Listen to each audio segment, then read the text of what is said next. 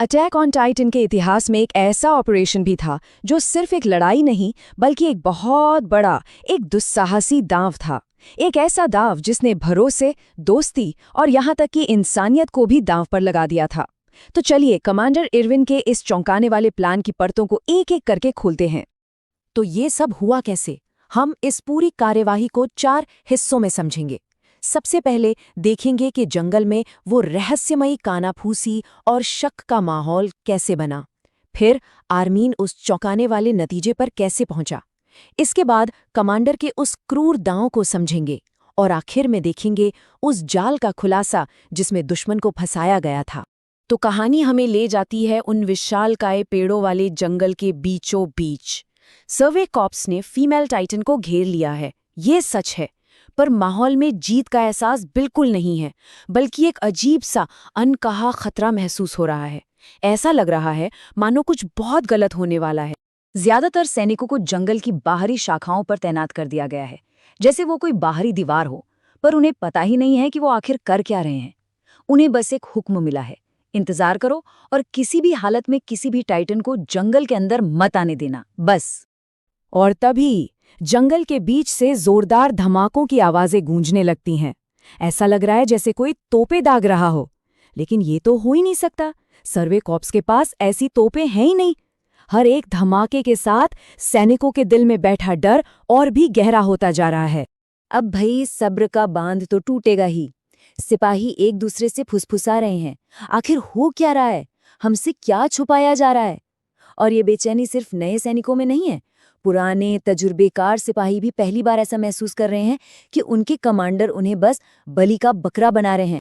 तो जहां एक तरफ ज्यादातर सिपाही डर और कंफ्यूजन में हैं, वहीं एक ऐसा दिमाग है जो इस सारे शोर के पीछे की साजिश को जोड़ने की कोशिश कर रहा है। ये है आर्मिन आर्लर्ट, और वो सच्चाई के बेहद करीब पहुंचने वाला है। आर्मिन जीन को समझाता है, देखो जीन, ये कोई आम टाइटन हंट नहीं है। जिस तरह से फीमेल टाइटन को पीछा करते करते जंगल के ठीक इसी हिस्से में लाया गया, उससे साफ पता चलता है कि ये एक सोचा समझा जाल है और मकसद मारना नहीं बल्कि जिंदा पकड़ना है। और फिर आर्मिन वो सवाल उठाता है जो इस पूरी लड़ाई के मायने ही बदल देता है। क्या हो अगर असली खतरा कोई टाइटन है ही नहीं? क्या हो अगर दुश्मन हम में से ही कोई इंसान हो?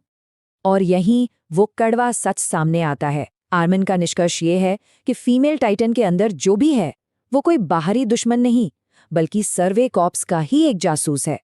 कोई ऐसा जो हमारे बीच रहकर दीवारों को तोड़ने की साजिश कर रहा है। और उसका लॉजिक भी एकदम सॉलिड है। याद है जब कोलोसल टाइटन ने दीवार तोड़ी थी, उसने अपना काम अधूरा क्यों छोड़ा? क्योंकि ठीक उसी वक्त एक ज्यादा जरूरी चीज हुई। एरन पहली बार टाइटन में बदला। दुश्मन के लिए दीवार तोड़ने से ज्यादा जरूरी था ये पता लगाना कि एरन कौन है। इसका सीधा सीधा मतलब ये हुआ कि जासूस को उसी ग्रुप का हिस्सा होना चाहिए जिसने एरन को पहली बार टाइटन बनते देखा था। और बस इसी एक सुराग के आधार पर कमांडर इरविन ने अपने जाल का दायरा एकदम छोटा कर दिया। अब शक के घेरी में है सिर्फ 104वें ट्रेनिंग कॉर्प्स के सदस्य। तो आर्मिन की इस थियोरी से हमें कमांडर इरविन की पूरी रणनीति तो समझ आ जाती है, लेकिन ये सिर्फ एक मिलिट्री प्लान नहीं है, ये एक नैतिक दांव है जिसकी कीमत सैनिकों की जान और उनके भरोसे से चुकाई जा रही है। जाहिर है इस सारी सीक्रेसी का नतीजा गुस्सा और अविश्वासी होता है। सैनिकों को ऐसा लग रहा है कि उन्हें अंधेरे में रखा गया है, कि वो शतरंज के बस ऐसे मोहरे हैं जिन्हें कमांडर अपनी मर्जी से कुर्बान कर रहा है। भरोसे की नींव पूरी तरह हिल चुकी है।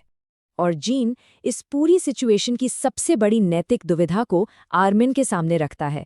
वो पूछता है, क्या ये नतीजा उन दर्जनों सैनिकों की जान को सही ठहरा सकता है जिन्हें पता भी नहीं था कि वो किसके लिए और क्यों लड़ रहे हैं?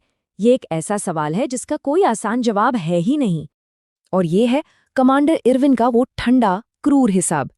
एक तरफ इंसानियत को बचाने का शायद इकलौता मौका, और दूसरी तरफ 100 सैनिकों की जानें जिन्हें इस मौके को बनाने के लिए कुर्बान करना होगा। यही वो मुश्किल चुनाव था जो उसे करना पड़ा। लेकिन आर्मिन इरविन के इस फैसले को डिफेंड करता है। वो समझाता है कि दुनिया में अगर बड़ा बदलाव लाना है तो किसी न किसी को तो शैतान बनना ही पड़ता है। एक लीडर को वो क्रूर फैसले लेने ही पड़ते हैं जिनसे बाकी लोग नजरें चुराते हैं। भले ही इसके लिए उसे अपने साथियों को ही क्यों ना बट्टे खाते में डालना पड़े। और यहीं पर इस पूरी कहानी का फलसफा छिपा है। जो इंसान कुछ भी त्याग नहीं कर सकता, वो कभी कुछ भी बदल नहीं सकता। ये लाइन हमें बताती है कि बड़े बदलाव की कीमत बहुत बहुत बड़ी होती है, और कभी-कभी ये कीमत आपकी अपनी इंसानियत भी हो सकती है। तो अब आते हैं ऑपरेशन के उस पल पर जब सारे राज खुलने वाले हैं।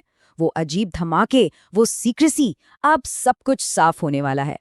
तो वो तोप के गोले असल में तोप थे ही नहीं, वो सिग्नल थे, एक बहुत बड़े पहले से बिछाए हुए जाल को दागने के लिए।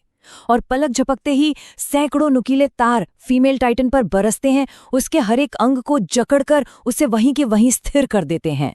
ये कमांडर इरविन की दूरदर्शिता का एक शानदार नमूना था। और ये कोई मामूली जाल नहीं था। सेक्शन कमांडर हांगे बताती हैं कि इस हथियार को खास तौर पे डिजाइन किया गया है ताकि ये टाइटन के हर एक जॉइंट, हर एक मसल को पूरी तरह से लॉक कर दे। मकसद सिर्फ रोकना नहीं था, बल्कि उसे हिलने डुलने के काबिल भी नहीं छोड़ना था।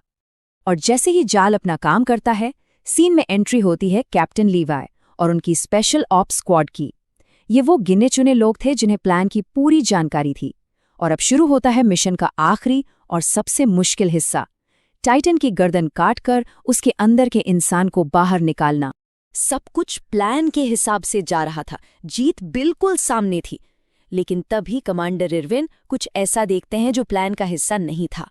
फीमेल टाइटन ने हार नहीं मानी थी। वो अपनी त्वचा के कुछ हिस्सों को क्रिस्टल की तरह सख्त कर रही थी, ठीक आर्मर्ड टाइटन की तरह।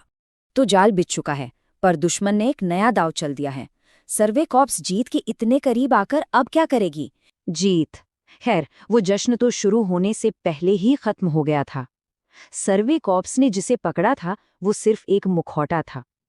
असली दुश्मन वो तो उनके बीच ही कहीं छिपा हुआ था, एक ऐसा साया जिसकी परछाई उन पर कब की पड़ चुकी थी। सोचिए, जब आप टाइटन से लड़ रहे होते हैं तो दुश्मन आपको सामने दिखाई देता है, लेकिन क्या हो जब सबसे बड़ा खतरा आपके ठीक बगल में खड़ा हो और उसने भी वही वर्दी पहनी हो जो आपने पहनी है। यही वो सच है जो अब सर्वे कॉर्प्स के भरोसे की नींव हिलाकर रख देगा। एक तरफ लेवी की टीम है जो जीत की उम्मीद में है, उन्हें लग रहा है कि बस मिशन खत्म हो ही गया। लेकिन दूसरी तरफ कमांडर एविन एक ऐसी पहेली को जोड़ रहे हैं जिसका जवाब किसी के भी रोंगटे खड़े कर दे। उन्हें ये एहसास हो रहा है कि असली लड़ाई तो अब शुरू हुई है। एरविन का दिमाग एक जासूस की तरह काम कर रहा है। उन्हें याद आता है कि कैसे कोलोसल टाइटन भाप के पर्दे में गायब हो गया था। तो क्या वैसे ही फीमेल टाइटन का उपयोग करता भी भाग सकता है? इसका मतलब तो साफ है, दुश्मन कोई टाइटन नहीं बल्कि एक इंसान है जो उन्हीं के तरीकों का, उन्हीं के इक्विपमेंट का इस्तेमाल कर रहा है। और ये सिर्फ एक थ्योरी नहीं है, ये एक जीता जागता दुष्स्वप्न है। अगर दुश्मन उन्हीं में से एक है तो हर साथी, हर दोस्त एक मुमकिन खतरा है। विश्वास की हर दीवार ढह जाती है। अब लड़ाई सिर्फ टाइटन से नहीं बल्कि अपने ही साथियों पर शक करने से भी है। और फिर शक हकीकत बन जाता है। सर्वे कॉर्प्स की वर्दी पहने एक साया अचानक हमला करता है। कोई चेतावनी नहीं, कोई मौका नहीं। गंधर, जो एक बेहतरीन सैनिक था, पलक झपकते ही मारा जाता है। गद्दार ने अपना पहला कदम चल दिया है। गंथर की मौत का सदमा अभी खत्म भी नहीं हुआ था कि एक तेज रोशनी होती है, और वहां जहां अभी अभी एक सैनिक खड़ा था, अब वही फीमेल टाइटन खड़ी है। ये तो नामुमकिन था। उनकी जीत एक धोखा थी और अब वो खुद एक जाल में फंस चुके हैं।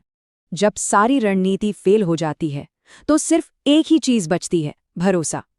और अब सारी उम्मीदें एरन के एक फैसले पर आ टिकी हैं। एरन का खून खौल रहा है, वो लड़ना चाहता है, बदलना चाहता है, लेकिन उसकी टीम उसे रोकती है। वो कहते हैं, हम पर भरोसा करो एरन। ये एक क्लासिक दुविधा है, अपनी ताकत पर भरोसा करें या अपने साथियों के तजुर्बे पर। पेट्रा का ये सवाल सीधा एरन के दिल में चुभ जाता है। क्या तुम्हें हम पर इतना कम भरोसा है? ये सिर्फ एक सवाल नहीं है, ये एक चुनौती है। क्या वो अपनी जिंदगी उन लोगों के हाथों में सौंप सकता है जिन्हें वो अपनी टीम कहता है? और तभी उसे लेवी की बात याद आती है, खुद पर भरोसा करो या अपने साथियों पर, नतीजा कोई नहीं जानता। अब एरन उसी चौराहे पर खड़ा है। उसका हर फैसला किसी की जिंदगी या मौत का सबब बन सकता है।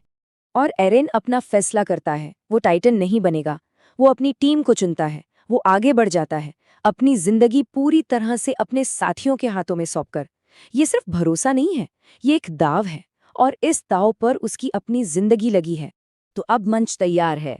एक तरफ है इंसानियत के सबसे बेहतरीन सिपाही, और दूसरी तरफ है एक ऐसा टाइटन जिसने उन्हें पहले ही धोखा दिया है। ये सिर्फ एक लड़ाई नहीं, ये भरोसे का इम्तिहान है। ये कोई अंधाधुंध हमला नहीं है, नहीं, ये एक सर्जिकल स्ट्राइक है। प्लान बिल्कुल साफ है। पहले उसे अंधा करो, फिर उसे अपाहिज बनाओ, और फिर गर्दन पर आखिरी वार करो। लेवी स्क्वाड अपनी कला में माहिर है, और ये उनकी महारत का सबूत है। और देखिए, प्लान काम कर रहा है। एल्ड और पेट्रा ने मिलकर फीमेल टाइटन को अंधा कर दिया है। वो असहाय होकर जमीन पर गिर पड़ी है। एक पल के लिए लगता है कि एरिन का भरोसा सही साबित हो गया, लेकिन कभी-कभी जीत सिर्फ एक वहम होती है। टीम एक यूनिट की तरह काम करती है। हर वार सटीक है, हर हरकत में तालमेल है। वो टाइटन की मांसपेशियों को बेरहमी से काट रहे हैं ताकि वो अपनी गर्दन तक ना पहुंच पाए। वो उसे कोई मौका नहीं दे रहे। जीत बस कुछ ही पल दूर है।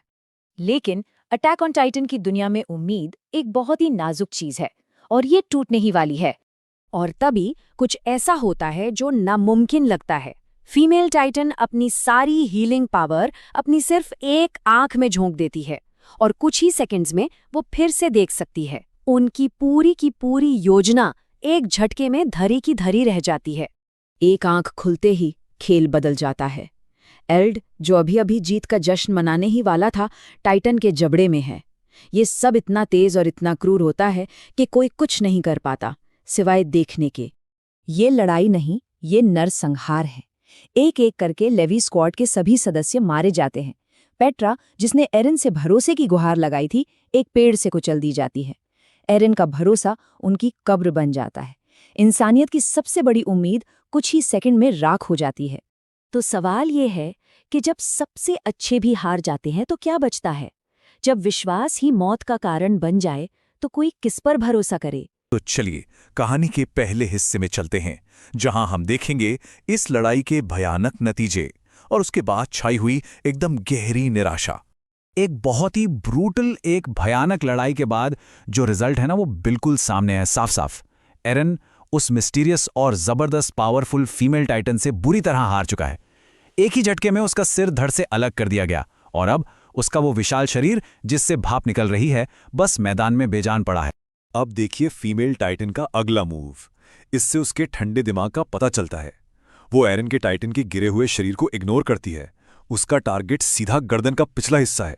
हम सब जानते हैं टाइटन शिफ्टर की यही एक कमजोरी होती है, और जिस स्पीड और एक्यूरेसी से वो बढ़ती है वो डराने वाली है। और यहां से टेंशन और बढ़ जाता है। वो गर्दन के पिछले हिस्से को चीर रही है, लेकिन ये किसी नॉर्मल टाइटन को मारने का तरीका तो नहीं लग रहा। तो फिर उसका प्लान क्या है? वो करना क्या चाहती है आखिर? और फिर पर्दा उठता है उसके असली, उसके खौफनाक मकसद से। फीमेल टाइटन ने एरिन के बेबस इंसानी शरीर को उस टाइटन के मलबे से बाहर निकाल लिया है। उसका टारगेट टाइटन को मारना था ही नहीं, मिशन हमेशा से उसके अंदर के पायलट को पकड़ना था। एरिन को अपने जबड़ों में दबाकर फीमेल टाइटन बिना एक सेकंड गंवाए वहां से भागना शुरू कर देती है। ऐसा लगता है जैसे उसका मिशन पूरा हो गया। इंसानियत की आखिरी सबसे बड़ी उम्मीद अब दुश्मन के कब्जे में है। लेकिन ठीक उसी पल जब लगता है कि अब सब कुछ खत्म हो गया, जब निराशा अपने चरम पर होती है, तभी एक ऐसी ताकत की एंट्री होती है जिसकी किसी ने उम्मीद नहीं की थी, और कहानी एक जबरदस्त मोड़ लेती है।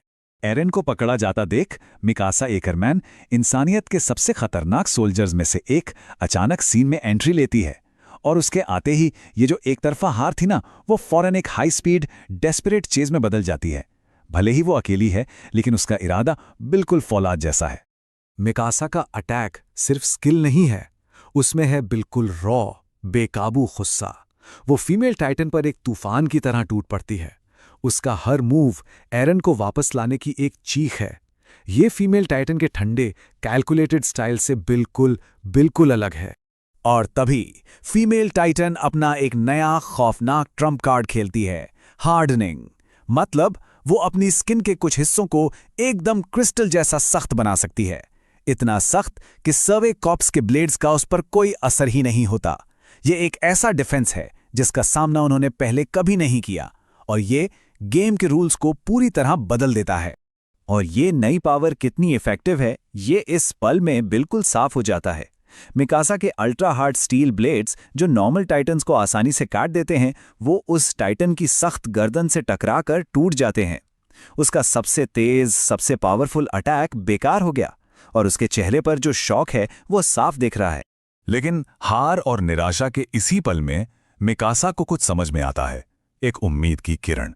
वो सोचती है, अगर फीमेल टाइटन अपनी गर्दन को बचाने के लिए इतनी मेहनत कर रही है तो इसका मतलब है कि वो अंदर रखे कीमती सामान को प्रोटेक्ट कर रही है।